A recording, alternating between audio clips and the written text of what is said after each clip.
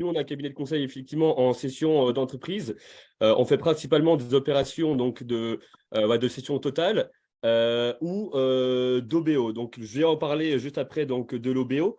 L'idée, c'était de vous montrer comment un dirigeant pourrait vendre son entreprise, comment il pourrait justement ensuite investir le produit de sa cession dans des activités immobilières, l'activité qui va être présentée évidemment par Philippe. Donc, nous, on est effectivement, on est présent un peu partout en Europe, principalement aussi sur le marché français. Notre objectif, c'est de préparer le dirigeant à l'opération de cession. Donc, le préparer, c'est-à-dire, déjà, il y a l'aspect psychologique, hein, déjà bien comprendre qu'une session, ça s'anticipe et ça se prépare et qu'il faut être évidemment bien motivé et se poser les bonnes questions. Se poser les bonnes questions, et Philippe, justement, ça va être l'aboutissement à tout ce questionnement, c'est qu'est-ce que je vais faire de cet argent plus tard. Et alors, je vais passer ça, dans tous les cas, je vous enverrai, si vous voulez, le PDF. Là, j'ai envie surtout de me focaliser sur une opération qui peut être très intéressante pour un dirigeant qui ne souhaite pas forcément partir à la retraite, mais qui a envie de vendre une partie maintenant, une partie plus tard, ce qui va lui permettre de dégager un cash out, hein, donc sortir du cash maintenant et revendre le restant de ses parts dans 5 ans. Un petit focus déjà sur les valorisations. Donc, comme vous le savez, avec la situation économique actuelle, la hausse des taux, on se rend compte progressivement que le multiple de valorisation moyen tend à baisser. Donc, il faut savoir que au dernier semestre 2022, la valorisation moyenne, le multiple moyen de transactions de PME qui sont valorisées entre 15 à 500 millions, c'est 10 fois l'EBITDA. Donc, 10 fois l'EBITDA, c'est à ce prix-là qu'ont été vendus la majorité on va dire, des PME, en Europe. Il faut savoir que même si on vous dit effectivement que la situation actuelle n'est pas forcément bonne et on ne sait pas encore de quelle manière de quelle manière les conditions vont, si elles vont s'améliorer ou si elles vont au contraire se détériorer. Ce qu'il faut savoir, c'est que dans chaque crise, on va dire, il y a des opportunités. C'est-à-dire, c'est aussi le moyen de mettre en avant son entreprise, de justifier la valeur de son entreprise par les points forts et par la qualité de l'entreprise. Donc, évidemment, il y a toujours des opérations de cession d'entreprise. Les fonds d'investissement sont toujours actifs et doivent toujours investir de l'argent. Et les industriels sont toujours aussi dans une optique de consolidation. Évidemment que avec la hausse des taux, les prêts sont, on va dire, peut-être plus compliqués à obtenir, mais il faut savoir voilà, que ce n'est pas parce que la hausse des taux continue qu'il n'y a pas d'opération de cession. Au contraire, c'est parfois justement dans ces situations-là que vous pouvez aussi sortir l'épingle du jeu. Donc là, on a parlé des valorisations moyennes pour les PME qui sont situées entre 15 à 500 millions de valorisation. Pour les PME qui sont de plus petite taille, évidemment, il faudra appliquer une décote de taille. Donc, on s'en rend compte que le multiple moyen pour les PME et sur le marché français, c'est 5,45 fois l'EBITDA. Donc, notamment, et c'est tiré notamment par les secteurs de la santé, les secteurs de la technologie, des services informatiques et de l'e-commerce. Donc, là, qu'est-ce que veut nous dire ce schéma? En gros, si vous avez une entreprise qui se situe sur une valorisation entre 2 à 5 millions, pardon, 10% des opérations ont été faites sur un multiple de 2,9 fois l'EBITDA. 10% d'entre elles ont été faites sur 10,8 fois l'EBITDA et le multiple médian, c'est 5,6 fois l'EBITDA. Donc, plus la société est de taille importante et plus le multiple sera important. Donc, c'est un travail important à faire en amont de savoir déjà quelle est la valeur de votre entreprise. La valeur, évidemment, qui n'est pas du tout le prix obtenu à la fin. La valeur, ça sert uniquement de base pour les négociations. Et le prix, ce sera la conséquence, on va dire la résultante des négociations entre l'acheteur et le vendeur. Mais c'est important d'avoir ces données-là parce que ça va vous permettre de poser les bases et de savoir déjà sur quelle base vous pourriez vendre votre entreprise. Et après, tout réside dans les négociations et dans votre capacité aussi à rassurer les acheteurs potentiels, qu'ils soient industriels ou financiers, et à montrer et démontrer la croissance et la pérennité de l'activité. Donc ça, évidemment, je vais passer parce que je sais qu'on n'a pas forcément beaucoup de temps. Je voulais parler de l'OBO. L'OBO, donc, qu'est-ce que c'est? C'est Owner Buyout. Donc, c'est une cession à vous-même, en fait. C'est-à-dire que vous, dirigeant, admettons que vous n'avez pas l'âge de la retraite, vous avez encore 5, 10 ans, voire plus, à travailler devant vous. Vous ne souhaitez pas vous désengager totalement. Au contraire, vous souhaitez sécuriser une partie de votre patrimoine à l'instant T, mais vous souhaitez quand même poursuivre l'activité et vous concentrer uniquement sur les tâches qui vous plaisent. Et donc, l'OBO est une très bonne alternative pour tout dirigeant qui souhaiterait continuer à exercer tout en sécurisant une partie de son patrimoine. Donc, comment ça se passe concrètement? On va dire, bon là c'est un exemple évidemment, donc sur une valorisation de 40 millions, mais l'exemple en soi est le même. Admettons que votre entreprise, elle vaut 40 millions.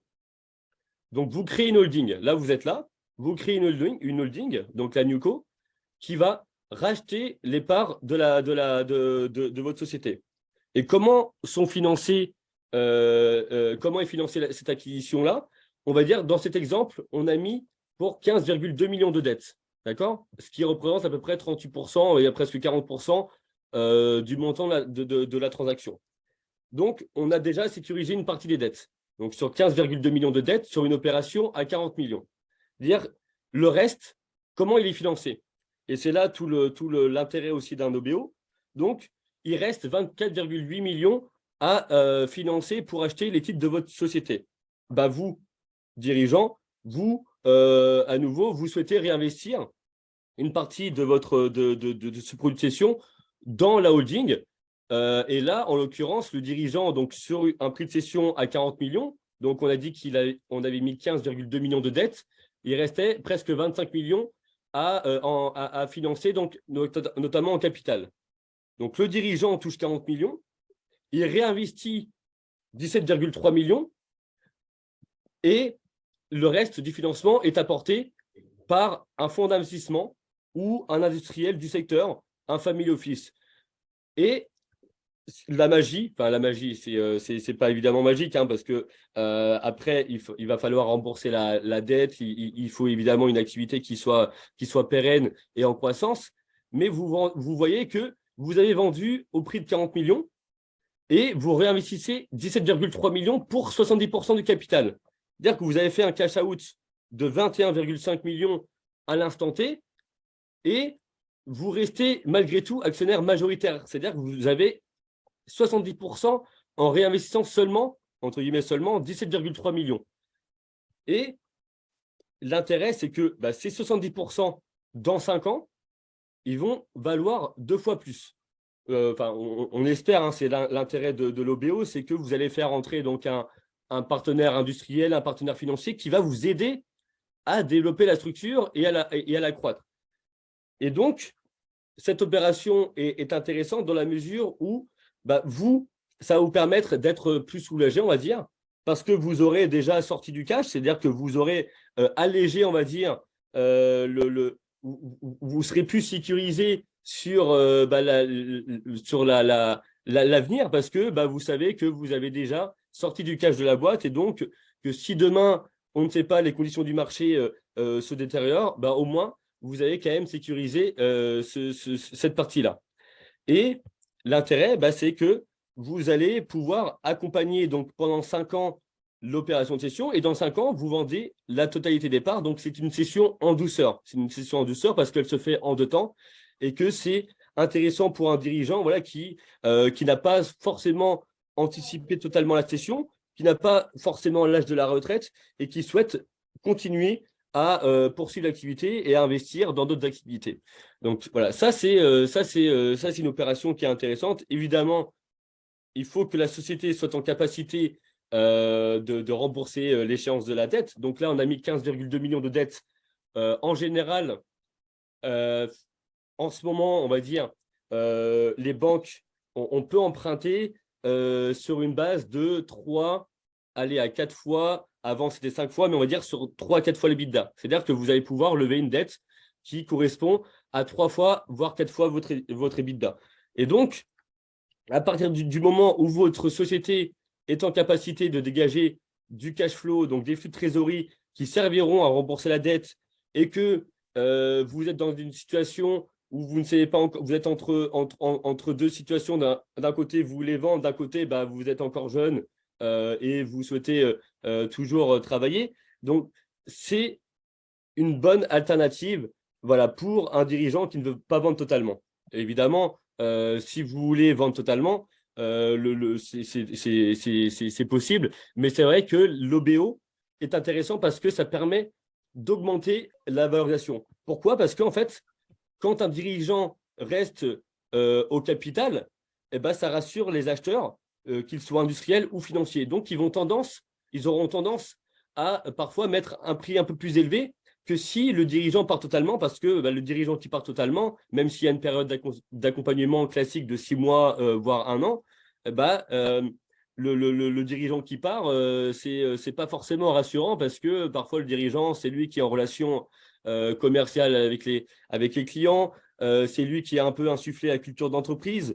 Les collaborateurs sont attachés parfois, souvent aux dirigeants. Donc, euh, un acheteur qui achète une société sans son dirigeant, bah, il va être un peu frileux et il aura tendance à vouloir baisser le prix ou à l'étaler sur plusieurs années.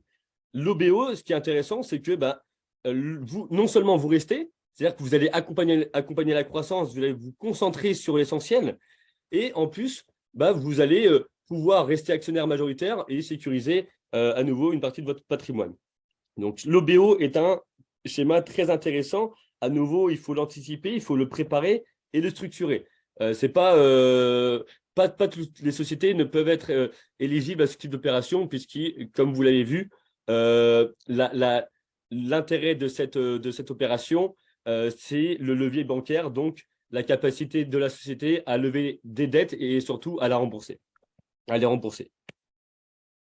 Est-ce que déjà vous avez des questions sur ça, sur cette opération voilà, n'hésitez pas si je peux. Peut-être, je sais pas, Rachel, est-ce que on fait les questions après? Est-ce que je. Non, je pense qu'on va enchaîner par la présentation de Philippe. Peut-être qu'il y aura Parfait. d'autres questions. Donc, en fait, le but du mécanisme que tu nous présentes, parce que donc, tu as déjà présenté l'OBO, donc le Oui, but du mécanisme que tu présentes, c'est oui, bien en fait de dégager donc de la trésorerie pour permettre une acquisition immobilière en Israël éventuellement, c'est tout, ça? tout à fait, exactement. Donc, euh, une fois que vous avez sorti du cash, on va dire, vous allez après payer donc, 30%, 30% de la flat tax. Et après, bah, le net cash, on va dire, vous allez pouvoir l'investir en Israël. Et donc, c'est vraiment ça la finalité, c'est surtout sécuriser et sortir du cash pour investir soit dans des entreprises, dans les startups, acheter de l'immobilier. Et c'est en ça que ça peut être intéressant, effectivement. OK. Et les banques suivent, Eliade? Oui, alors les banques suivent et vous pouvez tout à fait même également mettre en garantie par la suite vos biens immobiliers, qu'ils soient en France ou en Israël. Mais les banques suivent du moment où bah, vous avez une capacité de remboursement intéressante ou et si évidemment la dette ne va pas uniquement financer du cash out. Donc, la banque, elle pourra suivre si effectivement il y a une opération évidemment économique derrière et si il y a, s'il y a une sécurité et si vous arrivez à justifier que la société va pouvoir suivre sa croissance, sera pérenne et surtout sera en mesure à nouveau de rembourser Rembourser ses la dettes. dette. Après, chaque situation est spécifique et à nouveau, c'est très important, quel que soit le schéma que vous allez envisager et mettre en place, c'est très important de l'anticiper. Mais tout à fait, on a eu voilà, des dirigeants justement qui ont voulu faire une opération de ce type parce qu'ils avaient justement des projets immobiliers à faire en parallèle et donc avaient besoin, un besoin de cash, on va dire, immédiat. Enfin, immédiat, voilà, c'est relatif évidemment, mais voilà, c'est un peu ça l'objectif, effectivement. D'accord, ok. Alors, on va enchaîner avec la présentation donc, de Philippe. Euh, Tu peux laisser ta présentation, hein, Eliade, il n'y a pas de problème. Et si par la suite, il y aura d'autres questions, donc on enchaînera. Philippe, je te laisse la parole. Ok, super. Ben, bonjour. Pour ceux qui ne me connaissent pas, parce que moi je vois que je reconnais quelques personnes en tout cas. Je m'appelle Philippe Koskas, j'habite Israël depuis 40 ans. J'ai un cabinet d'avocats. En fait, ce cabinet d'avocats qui est situé à Tel Aviv existe depuis 35 ans. Il était à Jérusalem et puis après on l'a transféré sur Tel Aviv. Majoritairement, notre activité se tourne autour de l'immobilier. Bien évidemment que lorsqu'on a une si grande expérience, on a touché un peu dans tous les domaines, de l'immobilier, des contentieux immobiliers et du droit des sociétés. C'est à peu près ce qu'on fait. Et je remercie Aliad de sa présentation, qui était tout à fait claire. Merci. En fait, l'idée de ce sujet, bon, évidemment, on n'a pas inventé la roue, hein, mais je dois dire que depuis 8 ans, nous poussons en tant que fiscalistes et avocats, et ça sans aucun rapport avec le fait que vous soyez français ou non, nous poussons nos clients israéliens d'acheter l'immobilier en Israël par l'intermédiaire de sociétés. Pourquoi? Parce qu'en 2014, il y a eu, donc au 1er janvier 2014, il y a eu un changement radical de la fiscalité immobilière qui nous ont fait passer comme ça à la va-vite. Et en fait, toutes les exemptions de plus-value immobilière dans ce pays ont été pratiquement annihilées. Donc, en fait, il n'y a absolument aucun intérêt pour une personne qui est dirigeant d'une société ou propriétaire d'une société. Je vous parle d'Israël maintenant, je ne vous parle pas du tout on va parler après des investissements par l'intermédiaire de sociétés françaises, n'ont absolument aucun intérêt à acheter en nom propre. Pourquoi? Parce que ça veut dire qu'il faudrait qu'ils dégagent, qu'ils payent leur impôt sur les sociétés, puis l'impôt sur les dividendes, et après, ils rentrent donc personnellement dans des acquisitions immobilières, et au total, lorsqu'ils vendront leur acquisition immobilière, il y aura aussi une plus-value immobilière. Donc, de toute façon, ça n'a absolument aucun intérêt.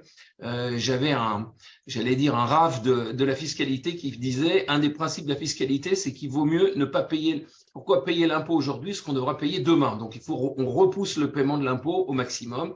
Je dois dire que j'ai énormément de clients qui se comportent comme ça. Et le deuxième avantage qu'il y a, et je vous parle maintenant israélo-israélien, le deuxième avantage qu'il y a pour ce mode d'acquisition, c'est que vous n'êtes pas limité au niveau des banques. C'est-à-dire que aujourd'hui, lorsque vous voulez acheter un appartement en tant que privé, je ne vous parle pas des jeunes couples qui ont droit jusqu'à 70%, ce qui veut dire qu'il faut qu'ils rapportent 30% de fonds propres, 20%, les 30% plus 10% plus de frais, donc ça veut dire 40%, il faut qu'ils rapportent en fonds propres. Une société qui va se porter acquéreur d'un bien n'est pas limitée. Ça peut être ça peut être 70%, 80%, ça dépend en fait de la solidité de la société.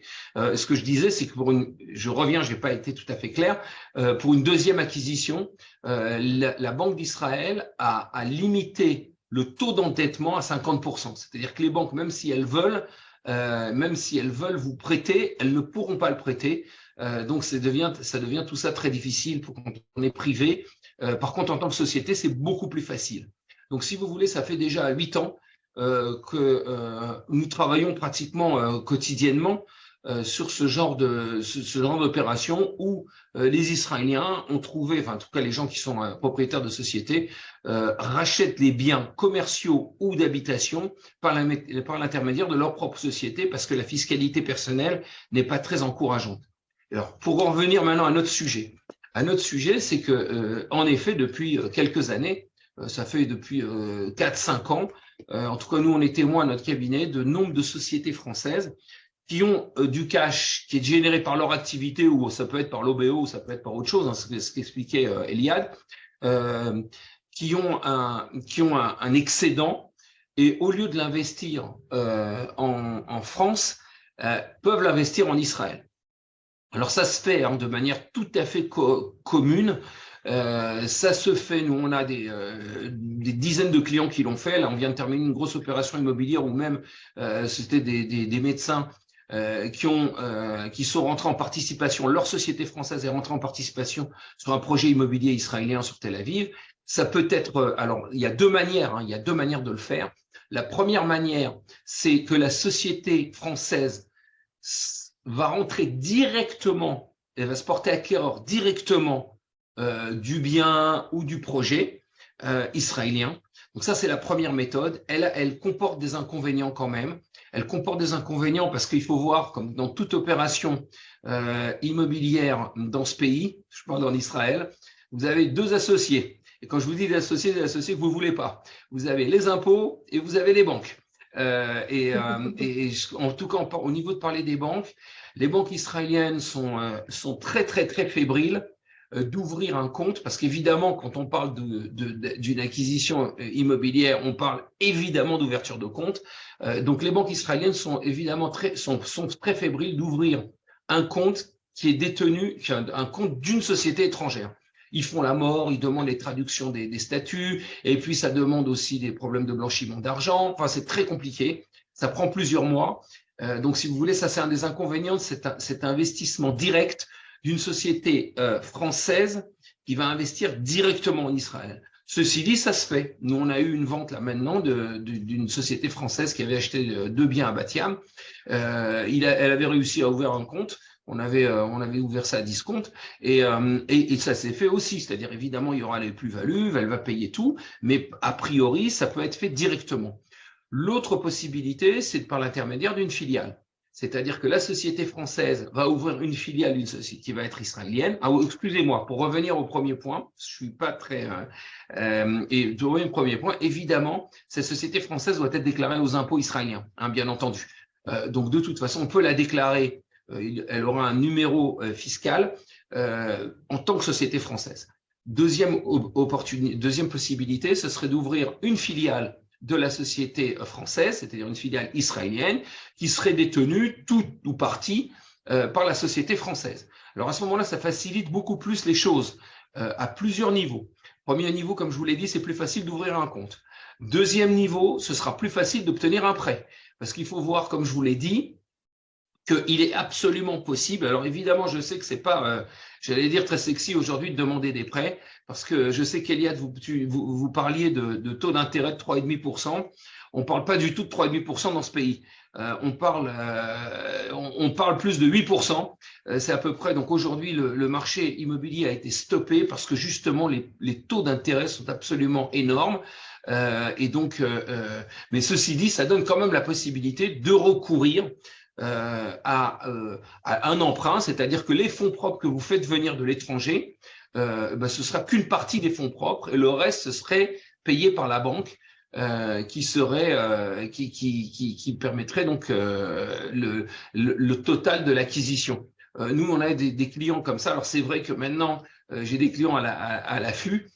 Pourquoi à l'affût? Parce qu'ils n'ont pas renoncé à prendre des prêts, mais ils cherchent des biens de rentabilité qui soient supérieurs à 8%, évidemment. Et c'est en train de se trouver. C'est-à-dire que même si l'année dernière, on a l'impression de faire de la politique fiction, on ne trouvait pas des biens à 7%, aujourd'hui on commence à voir sur le marché des biens de rentabilité qui mènent 8%, 9%, voire même 10%. Donc on est dans des valeurs que moi je n'avais pas connues depuis au moins 20 ans. Donc pourquoi? Parce que les personnes ou les groupes qui veulent vendre leurs centres commerciaux, ils ne peuvent pas aujourd'hui, évidemment, les vendre sur une rentabilité de 6%, puisque le taux bancaire est bien supérieur. Donc évidemment, le marché immobilier est en train de s'aligner au taux bancaire.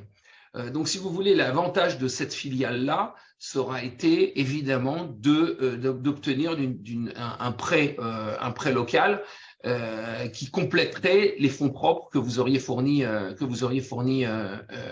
de France. Au niveau de la fiscalité maintenant.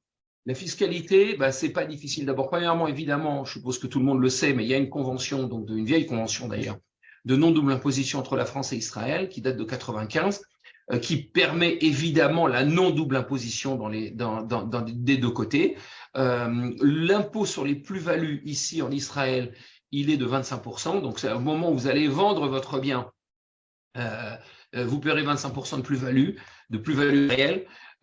Et ces 25%, évidemment, c'est une avance sur ce que vous devriez payer en France. C'est-à-dire qu'en gros, vous paierez plus votre impôt en Israël qu'en France sur les bénéfices de cette opération.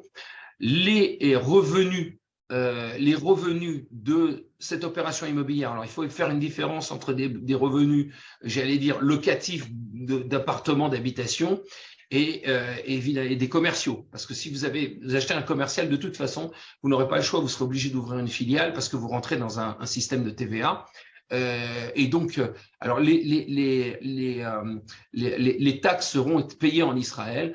Je dois dire que l'intérêt de prendre un prêt, c'est que vous n'allez pas payer d'impôt du tout ça dépend de votre taux, l'endettement évidemment du bien. Mais enfin, disons qu'entre les 3 et 5 premières années, le bien étant amorti d'une part et les intérêts du prêt étant déduits d'autre part, vous ne paierez pas d'impôt sur les revenus que vous aurez ici dans le pays. Je pense que je ne vais pas rentrer dans le détail parce que des fois, les opérations sont quand même relativement, ça peut être un peu plus compliqué, mais je pense que sur l'idée n'est pas mauvaise. C'est-à-dire que d'un côté, vous ne paierez pas plus d'impôts que vous n'auriez payé si vous aviez investi en France. Et deuxièmement, ça vous permet évidemment d'avoir un bien en Israël pour les personnes qui seraient désireuses d'avoir un bien ici. Voilà, je vais essayer je suis assez court pour essayer de susciter des questions si vous en avez.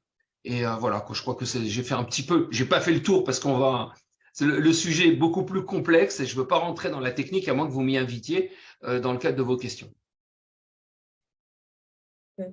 Philippe, moi, je connais une partie des personnes qui sont donc dans la salle, donc je vois déjà, si tu veux, je pense du moins savoir les rouages de leur esprit. Moi, parce que tu as parlé de beaucoup de choses, Philippe, donc en fait, principalement pour les gens qui possèdent donc une entreprise en France, quels sont les principaux, et donc ils sont dirigeants d'entreprise, l'entreprise est rentable, l'entreprise génère, si tu veux, du cash flow, que ce soit par l'intermédiaire de son activité ou que ce soit par l'intermédiaire donc du montage proposé donc par Eliade. Mais en fait, quels sont les principaux avantages de le faire alors par l'intermédiaire d'une société française? Parce que ça a l'air quand même un petit peu plus compliqué, si je t'écoute.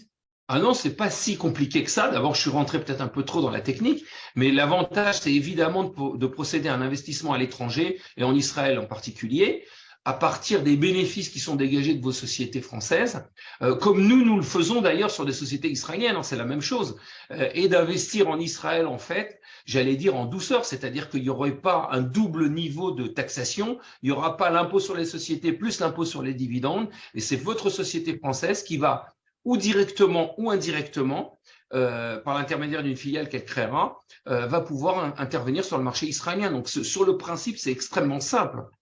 C'est extrêmement simple, mais c'est vrai que des personnes qui sont des hommes d'affaires qui ont l'habitude à l'international le font, mais souvent, l'idée n'existe pas chez beaucoup de dirigeants français.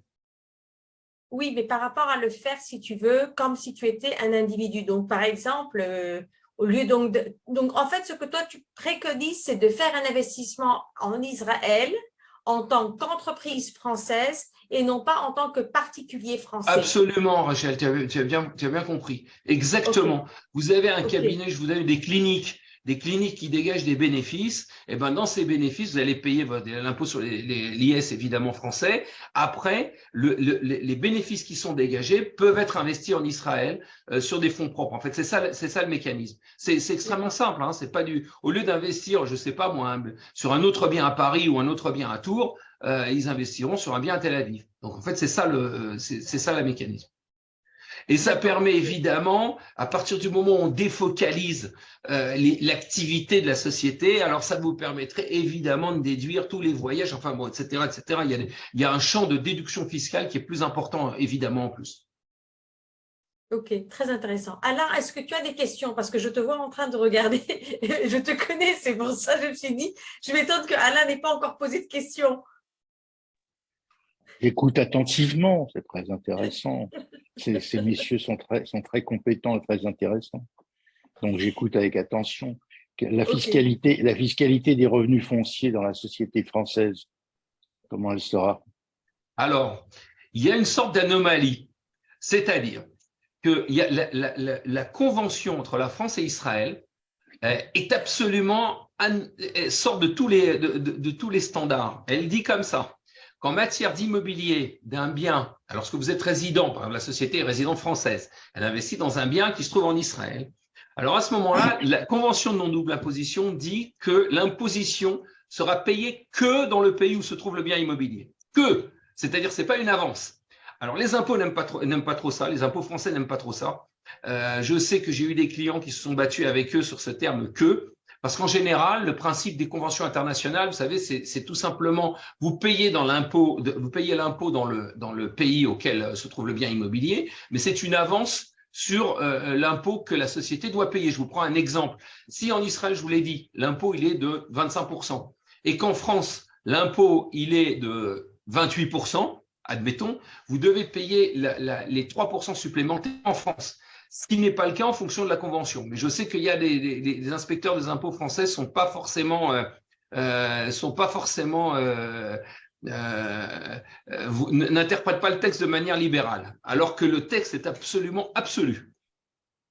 Donc en fait, il y a dans le pire des cas, vous paierez la même imposition que vous allez payer si vous aviez investi en France.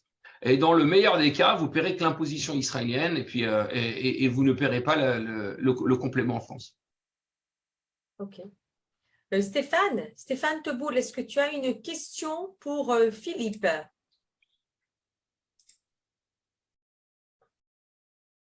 Je ne sais pas s'il m'entend ou pas. Je ne sais pas. Est-ce qu'il y a d'autres questions pour nos intervenants ce matin? Oui, juste une question, ou pour Elias, ou pour Philippe, ou pour Eliade, ou pour Philippe, excusez-moi. Je voulais savoir, vous aviez parlé des taux d'intérêt extrêmement élevés en Israël pour financer l'acquisition d'un bien immobilier. Si on parle du schéma 1, ça veut dire on passe par une société française et qu'on ne crée pas de filiale. Est-ce que les banques en France pourraient suivre dans le cadre d'une acquisition immobilière en Israël? Oui, je vais peut-être prendre la réponse, Eliade. Oui, absolument pas. Absolument pas. Les banques françaises, enfin, sur le bien immobilier israélien, il n'y a aucune banque française qui est capable d'inscrire une hypothèque sur le bien israélien, donc de prêter sur le bien israélien. En général, ce que font bien souvent les brokers, c'est qu'ils vous prêtent à partir d'hypothèques ou de gages de biens que vous avez en France. Il y avait en effet à l'époque, il y a une quinzaine d'années, la BNP avait ouvert une filiale en Israël. Elle se proposait de le faire. D'ailleurs, elle a même commencé pendant quelques mois de le faire. Et puis, ils ont décidé de la fermer. Donc ça se fait plus. Donc, vous pouvez pas le faire. Les prêts français sont évidemment bien plus avantageux que les prêts israéliens, à plein de niveaux. Je ne veux pas rentrer dans les détails, mais si vous pouvez obtenir vos fonds propres et votre complément de financement en France, il vaut mieux le faire. Mais évidemment, il y a un problème. Le problème, et on est en train de le voir maintenant, c'est que le remboursement de ce prêt, il va être fait à partir de shekels. C'est-à-dire que vous allez emprunter, par exemple, je ne sais pas, moi, vous n'allez pas emprunter 100 000 euros. 100 000 euros il y a 6 mois, c'était 360 000 ou 350 000 shekels. Aujourd'hui, c'est 400 000 shekels. Donc, si vous voulez les remboursements en shekels, selon la fluctuation shekel-euro, à ce moment-là, vous allez ou gagner ou perdre. C'est-à-dire vous pouvez perdre, ce qui est le cas maintenant, quand l'euro se renforce, et votre remboursement il est en shekels, puisque votre bien il sera loué ici en shekels. Donc, à ce moment-là, il faut être prêt à pouvoir compenser les différences de parité.